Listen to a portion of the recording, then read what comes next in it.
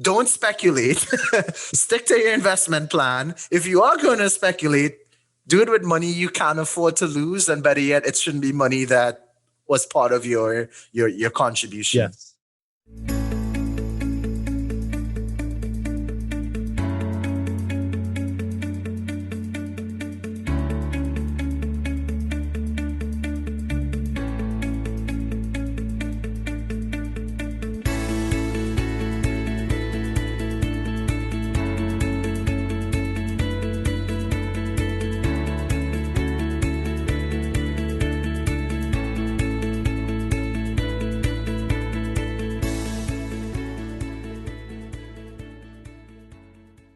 If you're watching this on YouTube, make sure you smash that like button and click subscribe.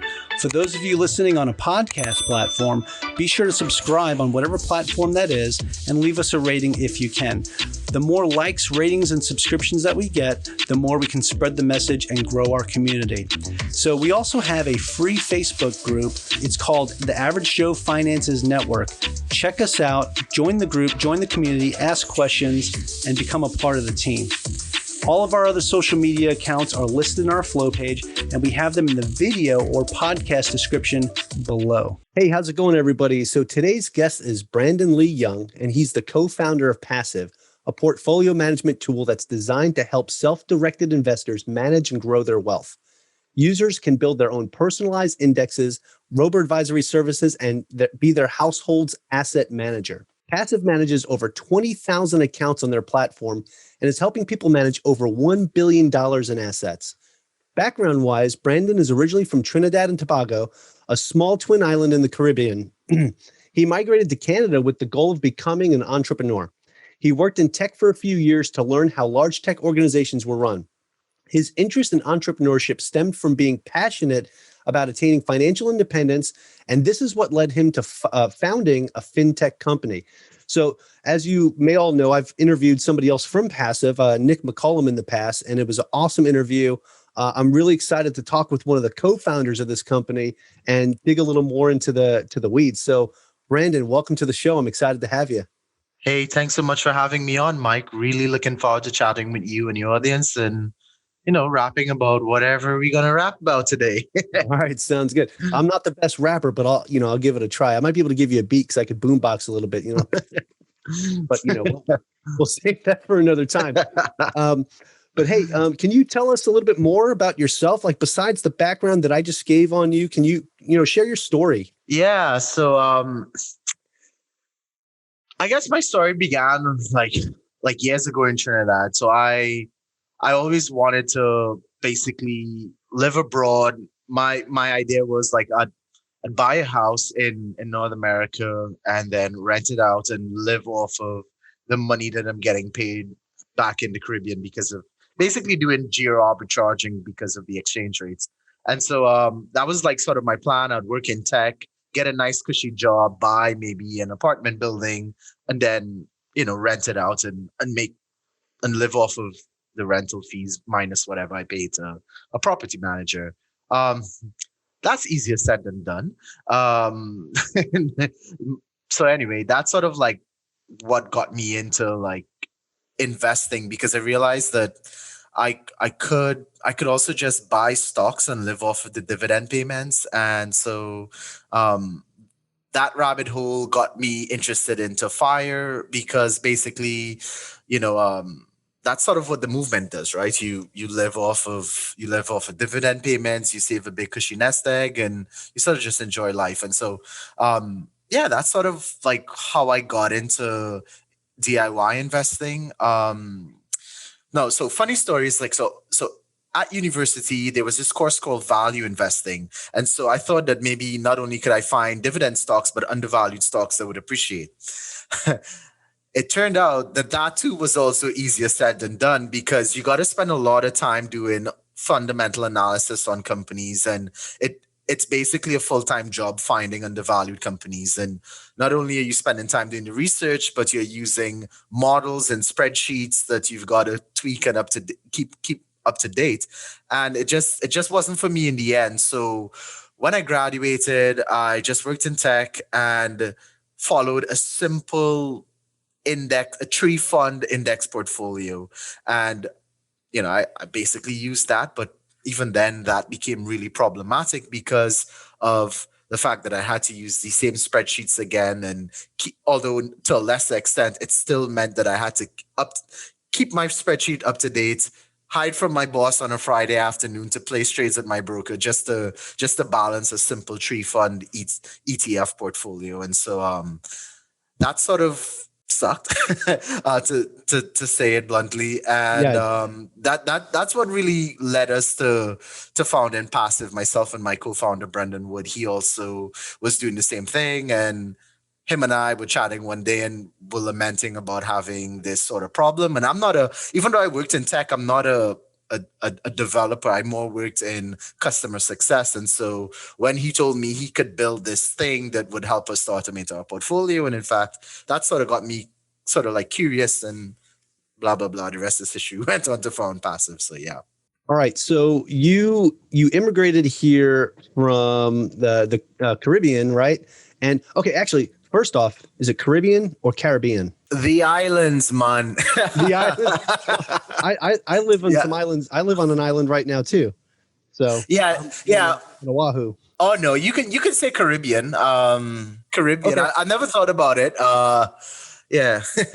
I guess it depends on your accent, but yeah, we just say the Caribbean. All right, sounds good.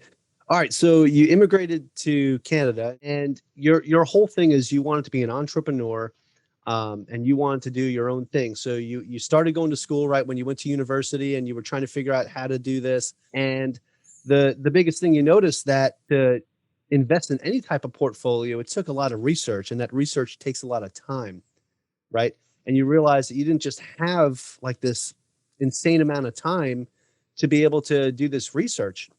So you guys put together this, this website and this tech company called Passiv, right?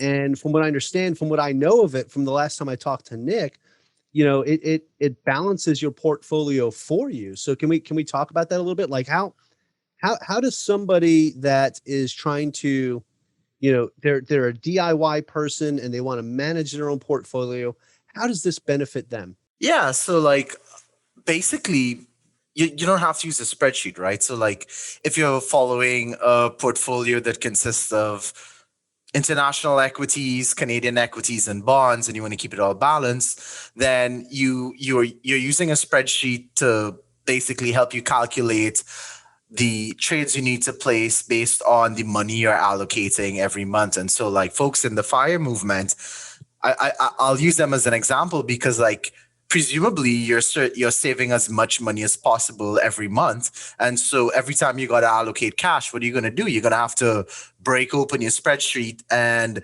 input data to figure out, well, how many trades of ETF one I need to buy to keep my portfolio balanced. And so basically the benefit to Passiv is really saving you time, but also giving you that ability to click a button and have your money invested against the target portfolio you're trying to follow. And so that's really the main benefit. I like basically imagine like never having to log into your broker and navigate through all of those panes just to place a trade, right? Like you've got to tab into trading, key in the assets you want to place, put in the number of shares if you're using a market order or limit order. Like there's a lot of friction that goes involved that's involved in balancing your portfolio, just placing a trade. So like what we do is we just make it super simple that someone can click a button, have their cash allocated to their target portfolio,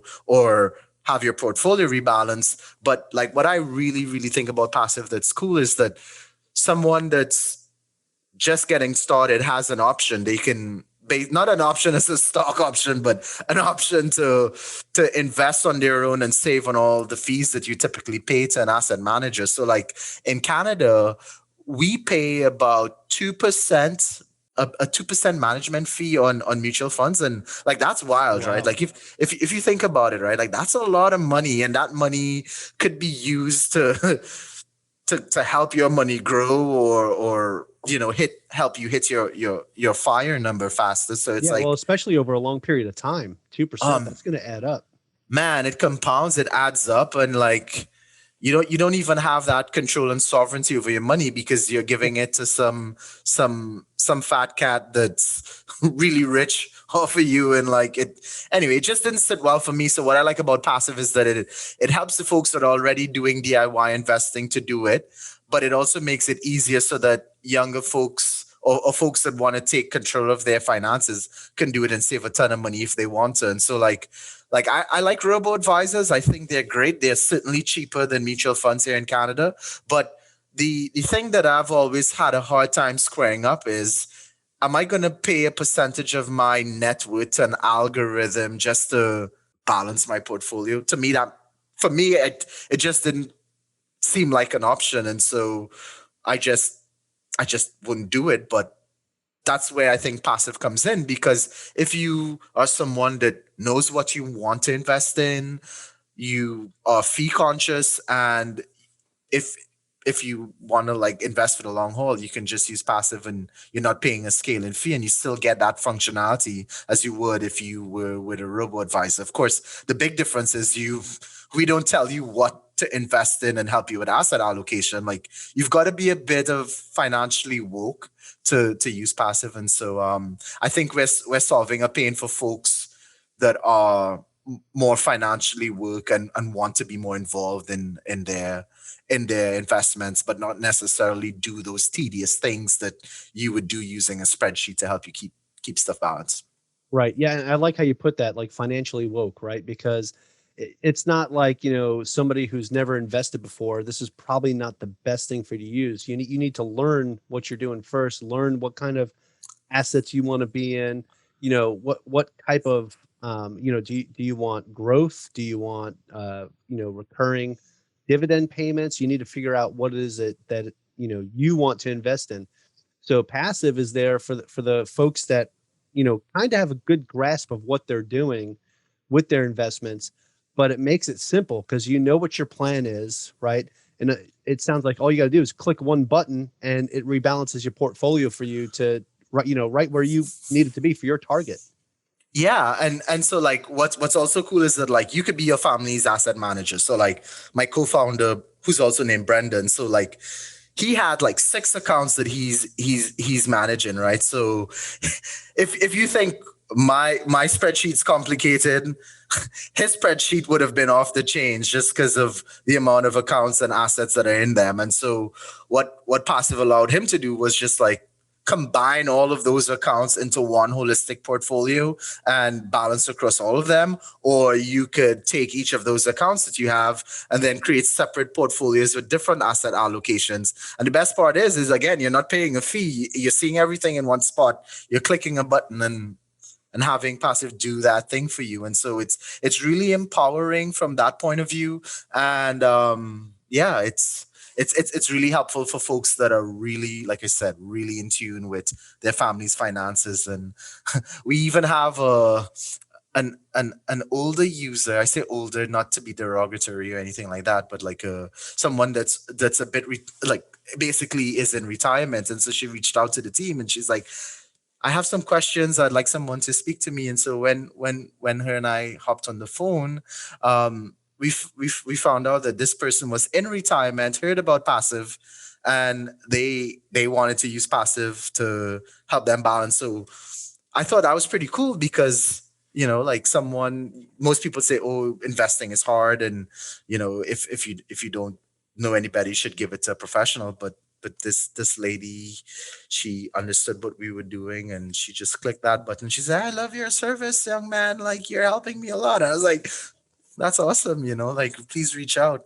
So yeah, like No, that's don't. that's awesome because like when someone's in retirement now and they're relying on what they have invested to live off of, right? So it's important that the service that you all are providing makes it that much easier for her that it's just with the click of a button she rebalances her portfolio um to where she's comfortable in retirement, right?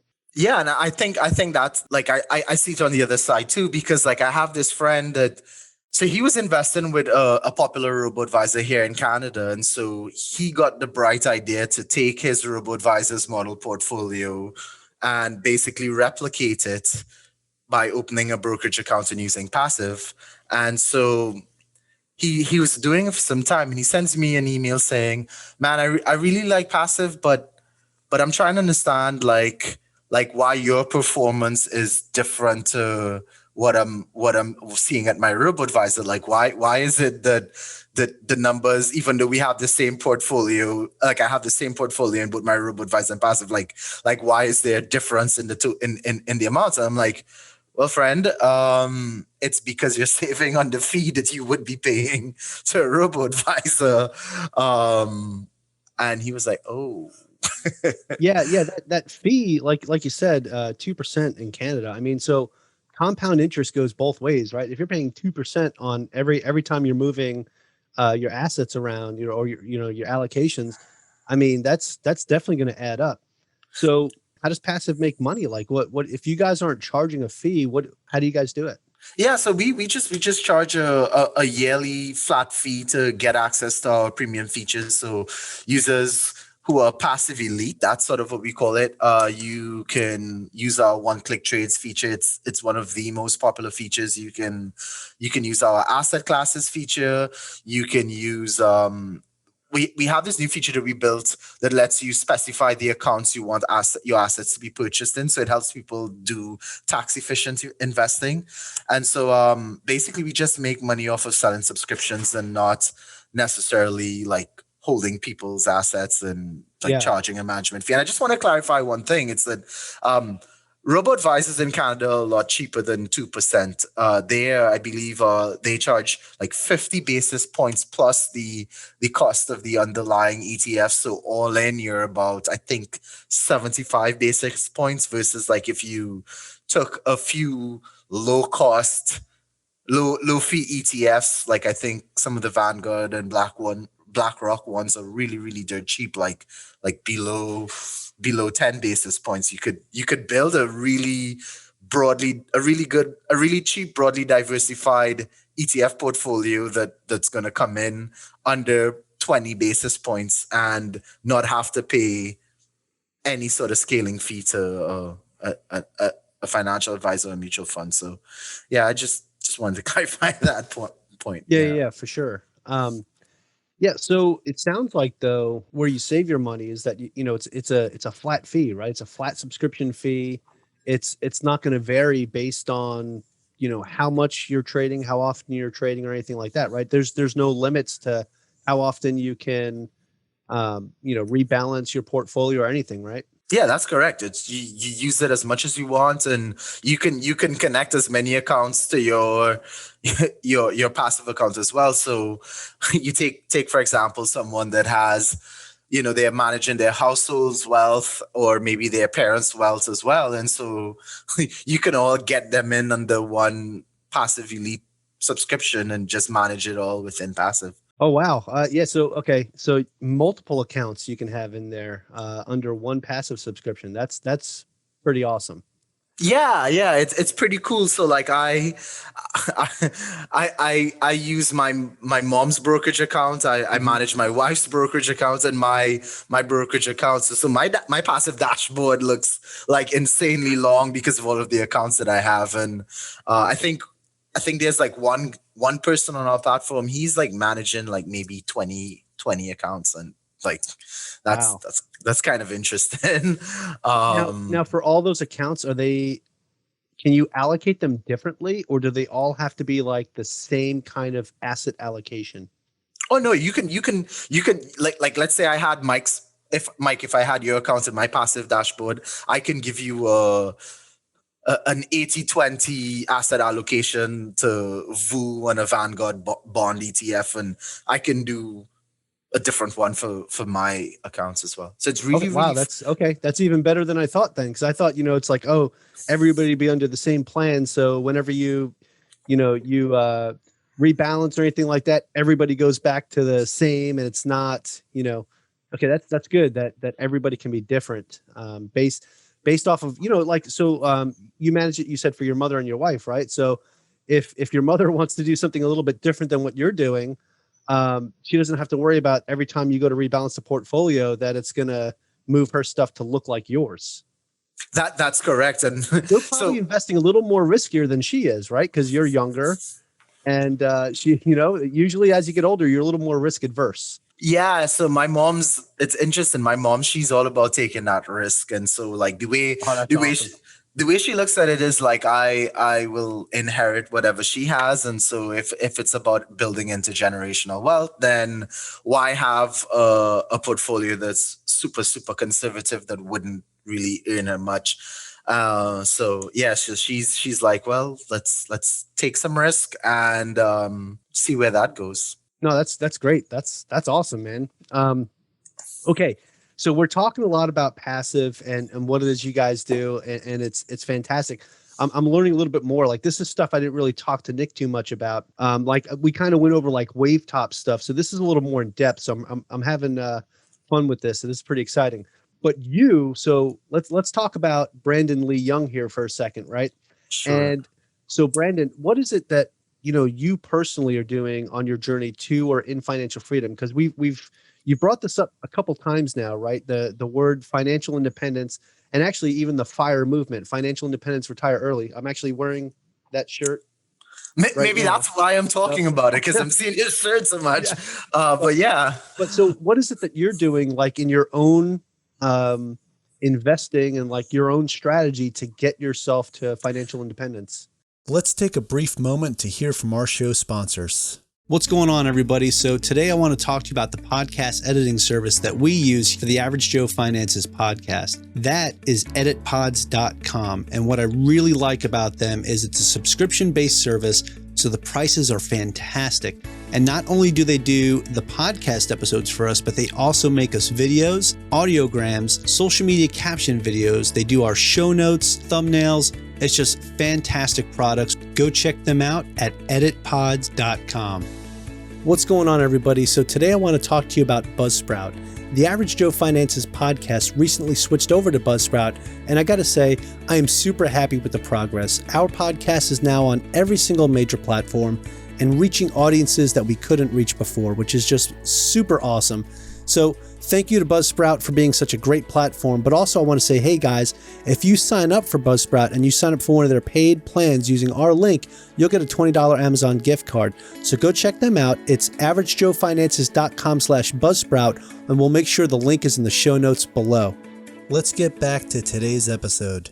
You know what? I have to be honest with you. I'm prone to chasing shiny objects. So for me, it's all about sticking to that plan that I've got. Like for example, like GameStop. Like, I was tempted to get in Bitcoin. Like I hold speculatively, but that's just fear of missing out. But I'm like playing with money that I don't mind losing or speculating with. The large majority of my assets are in index funds, and so I continuously contribute to my portfolio. But if I save extra money, I instead of like dumping it into the index fund, I'd take some and I'd allocate it into speculative bets. So I sort of like force myself to say, okay, Brandon, if you want to make a speculative bet, then you got to pay to have the right to make that speculative bet. So I would cut my spending in a certain area. Like maybe I wouldn't go out for a bit. For the past year, that wasn't a problem because we were all like locked down under COVID, right? Right. So I saved a lot of money and knock on wood. I had money right. and so I just allocated it into a few speculative bets. And so I invested in GameStop. It sucked.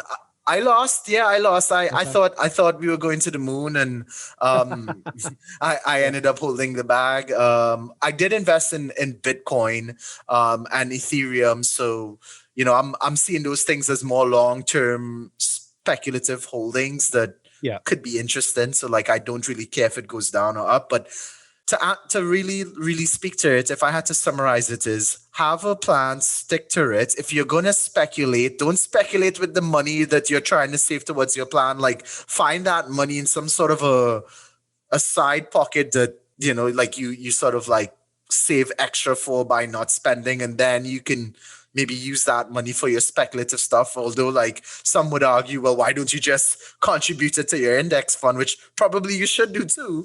But like I just like to speculate a bit more. And so So I'm fine with whatever I lost, but the point is just stick to your plan and don't like deviate or gamble with stuff that you Well, can't afford to lose. you said don't deviate or gamble, right? But that's exactly what speculations are, right? It's a gamble, and you said it right the first time, right? When you were saying, "Oh, I put these in as a bet," right? Because that's what it is. What you're doing when you speculate, it's a bet, and you can win big or you can lose big, right? But the thing is you still had your allocation set up that what you're going to contribute to your main accounts, right? Your index funds and what it is that you're saving up for retirement, right? What you're saving up for your own financial independence. You didn't take away from that.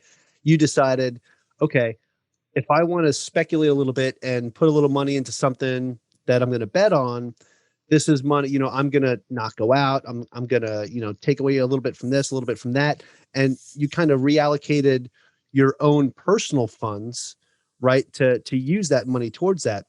And I think that's super important for anyone who's listening right now is that, don't take away from whatever your current plan is. Like if you have a really good plan to get yourself financially free and financially independent, and you decide you want to start, playing around a little bit with some speculations and stuff, don't deviate from your original plan.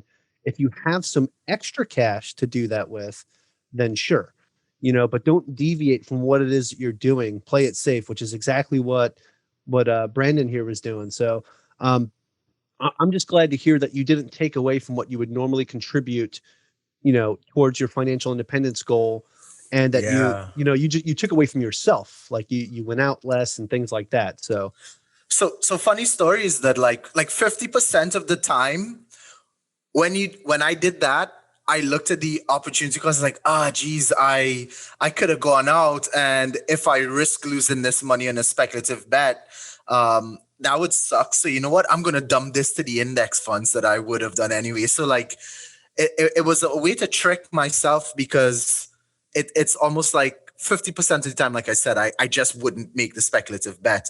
And so I would end up contributing a bit more to those index funds. So it sort of was like a check for me that worked because I know myself. So like funny story, I used to gamble a bit. I used to play a lot of blackjack.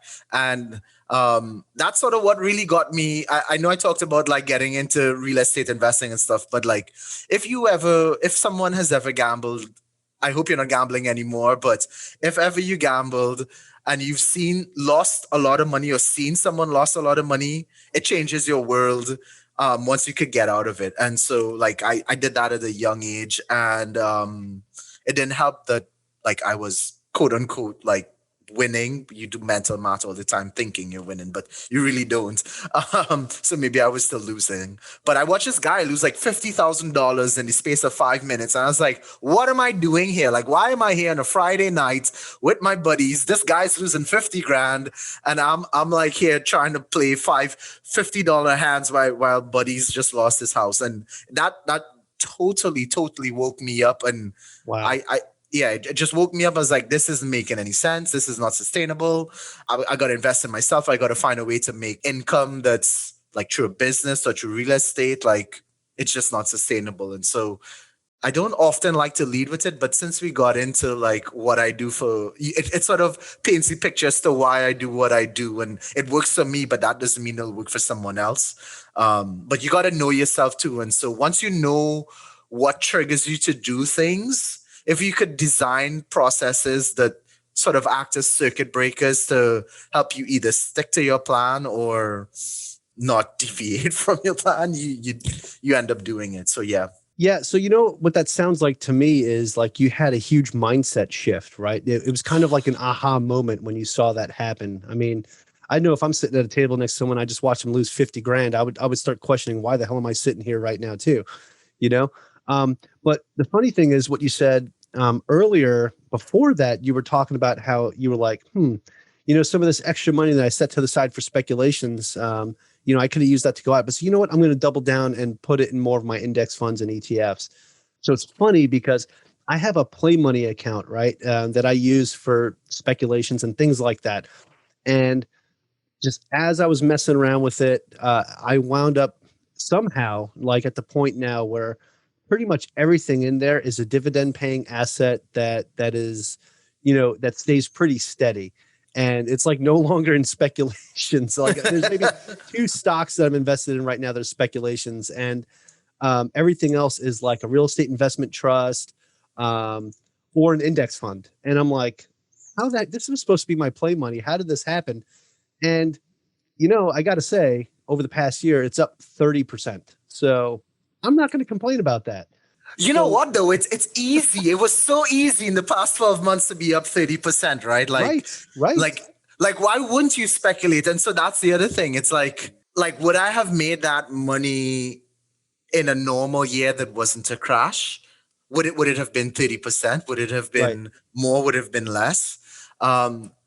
Yeah, I find that interesting. But doesn't it feel good that when you make that sort of speculative bet and you sometimes you divest and you take profit, you put that back into index funds, and then you let the remainder just ride and see if it multiplies, right? Let me clarify a little bit.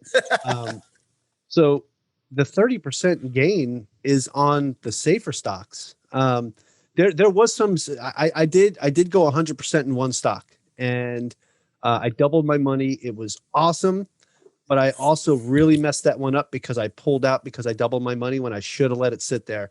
I even told myself, I'm going to buy this one and hold it until it goes. I bought this particular stock at $2.02 a share. I bought about $4,000 worth. It doubled. I made a little over 8,000. Well, a little over 4,000 in profit. I cashed it out and put it in a REIT. And problem is, 3 months later, that same stock that I bought at $2.02 a share went up to $68 and change. That initial investment would have been worth $500,000. What I should have did was take that $4,000 out that I initially invested and put that back. Right. I'm sorry. The 2,000. I'm sorry. It was 4,000 because it was 2,000 shares that I bought. But I should have taken that out and just let the rest sit because now I'm playing with house money. Right. And even then, that would have been about 250,000. But I was like, oh no, I doubled my money. I'm good. I'm happy. And I still kick myself in the butt for that. But at the same time, I really can't complain because I doubled my money. You know what? And it's funny you say it because that's sort of what's happened with me a lot of times, right? Like for example, I don't know. You see, it's one thing when you find a company that's undervalued and you know it's undervalued and you buy it. And that was very easy when the COVID crash happened, right? Like pretty much everything was on sale. How do you know when it's the right time to sell your asset? And that to me is like a bigger problem. And that's what keeps me up at night for the speculative stuff. And so what I tell myself is when I invest in something, if I think it's undervalued, there's a desired rate of return that I expect to get and I'm happy in getting.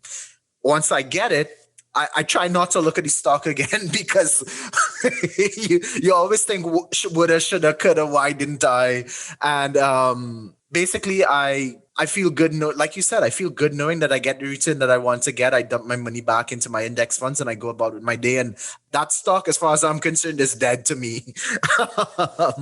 So yeah, it's interesting. Funny story, right? So like I'm going to tie this back to passive a bit. So like So I invest primarily in index funds, but I do a lot of when I say speculative stock picks, I should clarify. I mean like I buy individual stocks that I plan on holding for long term, and so Disney was one of them. So like I bought Disney a very long time ago, and I held it. And the thing that there was I was running into with Passiv is that Passiv was always trying to tell me to sell Disney when I was trying to do a full rebalance. And so I was like, geez, I wish I could just exclude Disney from my target portfolio because like even though I want to follow indexes, there's speculative stuff that I'm going to buy. And so my co-founder and I, we had this back and forth debate. He was like, oh no, you're not truly passive because you're holding Disney. And I'm like, really? Like, am I what? Am I not passive? I'm buying and I'm holding this thing. I just don't want to sell it. And so him and I had a debate. We didn't do anything. And then about a month later, a user sends us a really nasty email. Like, I love your platform, but it sucks. And here's why. You keep telling me to sell stock ABC because it's not part of my target and I don't want to sell it. And so basically that user is what tipped the scales over to my co-founder saying like, you know what, Brennan, I think you're right. Maybe we should build this feature that lets users exclude their speculative stock picks from their target portfolios. And so what I love about Passiv is that I could follow my passive strategy, but I could also use it and not have it factor in all those speculative things that I also hold in my accounts as well. Because like I didn't want to open a separate account just for speculative stocks. I want to keep it in the same account. And so anyway, yeah, it's funny you say that because what I've learned over these past years is that DIY investing is almost like a spectrum. And you start with indexes and or maybe even just savings and like giving your money to someone. And the full end of the spectrum might be like hardcore options, day trading. And the way I see passive is that we should help people get to that point of the spectrum where they're not doing active day trading and helping them just keep their portfolios balanced. And so anyway, that's sort of what we've learned in the past 4 years that we've been around is that like we've had to have really hard conversations about how we help people carry out their investing strategies, what strategies we will and will not support. And that's why passive does not support options. So like if you're a user and you're holding a few options contracts, when you import your portfolio into passive, we exclude it right away. And it's not that we don't like options. It's just it goes against the ethos behind why we created passive. And so we exclude it. We allow users to exclude stocks. And so they could still use passive, just it wouldn't balance their options or factor it in. Right on. And now the users can choose that, right? When they import their account, they can say, okay, I want this excluded and this excluded, and no issues there. Yeah, exactly. And some assets are just excluded by default just because you can't like easily trade them, like mutual funds and warrants and that sort of stuff we exclude automatically. Okay, right on. Yeah. So there was this epic battle of the Brandons, and you had that one user come in, and guess what? Brandon won. Who would have thought that Brandon would have won that battle? well, well, you know what? The funny story is that I think that's how you're supposed to do product development. I think at the end of the day, and from this same experience, that sort of like stayed with us throughout these years is that what we've learned is it doesn't matter what we think, it matters what users think and want. And so we need to listen to our users. And so that's sort of what we try to do with passive in terms of improvements. And every year we email users asking them for feedback, and we listen a lot. We are where we're at today because of that focus on what users want. And I'm really happy to say that, we are helping people build wealth and giving them that confidence, because let's face it, like if you're just starting out, DIY investing could be a bit intimidating because you've got to do that legwork to figure out what you're going to invest in, what your target asset allocation is going to be like. And then you sort of like stumble into another problem you don't even know you're going to have when you realize like, holy cow, I've got to use a spreadsheet to help me keep track of things and rebalance. Like, why am I doing this? And so that's what I love about passive is that we're just making it easier for people to build and grow wealth on their own terms using their money, carrying out their passive investing strategy. Yeah, that's awesome. And the fact that, you take user feedback seriously enough to implement changes, in your system. I know that's got to be a lot of hard work, especially when you have, everything like the code written out a certain way. Like when you build these programs, it's not easy to just go in there and change something like that. So to take user feedback and really, make significant changes to how you do things based off of that shows how much you care about your clients and how you take care of them. So that's awesome, man. So you had mentioned earlier that you also invest in real estate. So what kind of real estate do you invest in? I invest in REITs. My thesis was that's still a real estate investment. A lot of people don't think about it like that, but it really is. Yeah, and so it goes back to the comments I made earlier on. Like I thought buying an apartment building was the way to go. I could get someone to manage it, and I could live back home in Trinidad and live off of the income from it. But that's a lot of work versus buying a REIT and getting the payments from that REIT. So that's sort of what I decided to do. Yeah. Well, the only thing though, so people listening understand, like if you buy a REIT, you're not getting any of the benefits of owning real estate. So like the tax write-offs and things Oh like no, that. no, So, you're not getting into but that stuff. but yeah, so I'm invested in a couple REITs too. But yeah, so okay, cool. But you're also not getting the hassle of chasing people for rent, Yeah, that's true. paying for True. property management. If you sell your property, you're not paying capital gains tax depending on the account that you're holding your REIT in. Taxes, you got to pay taxes every year. Actually, taxes was a big drawback for me. So in Trinidad, we don't pay property taxes. Really? Yeah, so like I had this sort of notion that I could just live in Canada and like rent out my place, and then I realized, oh geez, I've got to pay property taxes here in Canada, and they're pretty high. So yeah.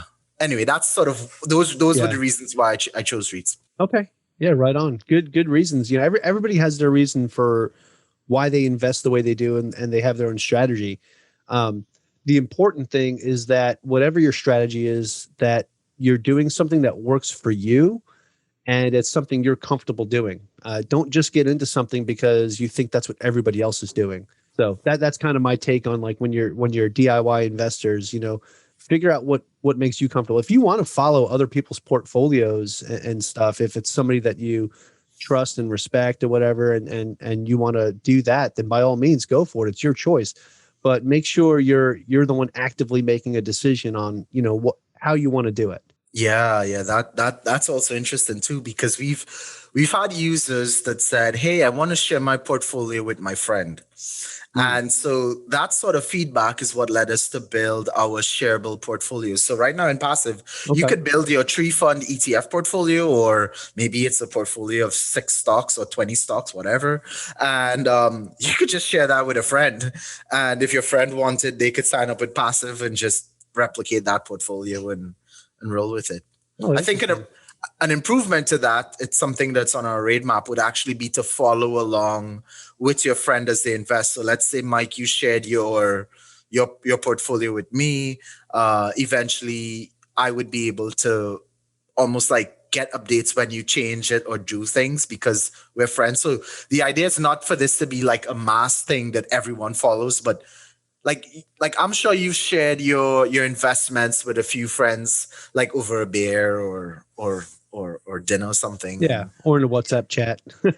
yeah, it sucks, Yeah. doesn't it? Like wouldn't you like to just be able to take an action and then your friends know about it and you don't have to go key it in and tell them, hey, I just bought game. Hopefully you didn't buy game, but yeah. No, but I have friends and family members who did, but they got in very low. So my little brother did okay with it. But I, you know, Yeah. I told him, I was like, you're not an investor just because of that. I was like, just, you know, be careful. He did the same. You know, I have other friends and family members who bought like Dogecoin and stuff like that, and you know, I was talking to them. They said, "Oh yeah, it dropped down in price." So I bought the dip, and I was like, "Your average cost before was 4 cents. What's your average cost now?" He's like, "Oh, 16 cents." I'm like, "And it's worth 32." I was like, "So now you've only got a 50% gain, where before you had a significantly higher gain." So I was like, you know, you really need to rethink your strategy on this. You know what? And that sort of like, it goes back to like buying and holding for a long time. Like if you do your homework on a particular stock, right? You could still buy it and actually never sell it, right? Just hold it for a long time, and at some point it's going to appreciate if it's a good stock. So that's sort of something that when I bought GameStop, that was in my mind, is that like, even though I'm buying this thing, I'm just gonna hold it for a long time, so it doesn't matter. So yeah, but I say this, and I don't regret it, because I learned it. Some, like in my instance, like what I should have done was not panic and sell. I sold it. Like I bought it at $300 a share, dropped down to like 40 for a couple weeks, and so when it stayed at 40, I was like, nah, I'm not gonna sell it. And then when it rose back up to 200, I sold right away, because I was like, I'll probably never get that money back right away. But we're talking about a few $100s. We're not talking about like life savings or anything like that. So Right. Yeah. But there's a yeah. lot of people that did that. Like they took their entire life savings and just dumped it in. And for the folks that got in too late, they lost it all. You know, it was pretty bad. They got left holding the bag. And that's one of those things you got to be careful with. Like, you don't want to take all your money and drop into a speculation like that, Well, I'll tell you something. My friend, he works on the Canadian equivalent of Wall Street. It's called Bay Street, and so I was asking him about the GameStop trade, and I was like, dude, what do you think of GameStop? And he said, Brendan, I'll share with you a story that I sort of had while working on Bay Street, and that was one day the markets were down, and so he ran into this trade and he said, "Hey, dude, the markets are down. Like, you guys must be taking a killing on losing your shirts on it." The trader turned to him and said, "You know what, buddy? I don't care. The markets are up, I make money. The markets are down, I still make effing money." And he just walked off. And so what that said to me was that like the folks that are professionals that play these markets, they know what they're doing. So if a stock goes too high, they're just gonna short it so that when it drops, they take the other side of the bet. And so folks like us, like, if you're not an investment professional, sometimes you don't know any better, and you think like I Yeah. did. I thought GameStop was going to go up because of short interest and all that stuff. But Yep. that was the It thing that I did. happens. Anyway, so if anyone's listening here, the key takeaway is don't speculate. Stick to your investment plan. If you are going to speculate, do it with money you can afford to lose, and better yet, it shouldn't be money that was part of your contribution. Yes. Yes. Because it is a gamble for sure. All right. Yeah. So, Brandon, do you have any last tips or tricks that you would recommend to somebody who's thinking about checking out Passiv? Yeah. Visit our website at www.passiv.com. On there, you'll see the list of brokers that we support. Right now, we support Interactive Brokers, TD Ameritrade, Alpaca. We're going to be supporting Ally Invest soon in the US. I assume most of the folks listening here are from the US. And so these are really great brokers that you can use Passiv with. And, if you do sign up and you use Passiv, drop us a line. Let us know what you think, how we can help. We're always trying to improve Passiv, like I said, to the benefit of all. And feel free to follow us on Twitter. Our handle is Passiv Team, or you can follow me at Brendan Lee Young. And love to connect, love to chat, and just feel free to reach out. Awesome. Hey, so that was actually going to be the next question I was going to ask you too, is if you had a website and social media you could share, but we've got that all. So what I'm going to do is I'm going to make sure I have all of that in our show notes, so it's easier for the folks to, just copy and paste it or click it and go check out Passiv and what you guys are all about. Brandon, this has been a fun conversation. We went a little more in depth to what Passiv is, but we also talked about other things and your own personal story. It was a really fun story to listen to. Like, you've really done a lot since you moved to Canada, and you're continuing to do a lot and do awesome things for both yourself and your clients that you help with Passiv. I really enjoyed it. I really enjoyed seeing what you guys are doing, what the team's doing, and even the conversation that we had about speculations and some other things. I mean, it was just a fun conversation. I really appreciate you coming on. Oh, thanks so much. It's all good. And I'll say one last thing. This has to go to it's to deal with like ETFs and the future of wealth management. Mm-hmm. And basically, I think the future is going to be direct indexing on top of brokerages. Like, what if one day you can take your favorite index and strip away the companies or sectors that you don't believe in? Like, I think that's super interesting. What we're seeing is the emergence of Bitcoin and Ethereum is seen as a new asset class, like finance, wealth management. I think it's going to change in the next 10 years. And I'm just like really glad to be helping people invest in the things that they want to invest in and take control of their own financial future. Key thing right there, taking control of their own financial future. So I love it. Again, man, this was an awesome conversation, and I really, truly appreciate you taking some time to talk with me today. No problem. Nice catching up with you, Mike. All right. Thanks, everyone.